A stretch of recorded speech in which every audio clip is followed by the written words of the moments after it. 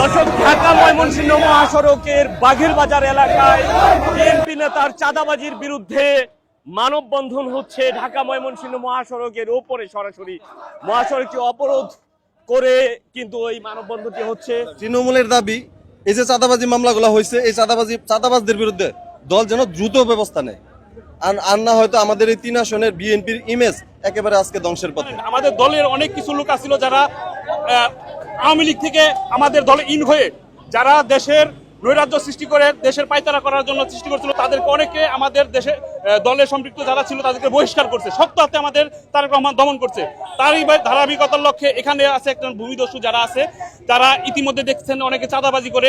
এই যে আমাদের এখানে যারা আছে, এখানে মামলায় যাদের আসামি করা হয়েছে, তারা প্রকৃতপক্ষে রাজনীতিবিদ, তারা 5ই আগস্টের আগে রাজপথে ছিল, সংগ্রামে ছিল। তাদের অনেক ভিডিও ফুটেজ আছে, তারা এই দুঃসময়ে দেশের ক্লান্তি লগ্নে তারা এই রাজপথে সংগ্রাম করেছে। তাদের নামে মিথ্যা মামলা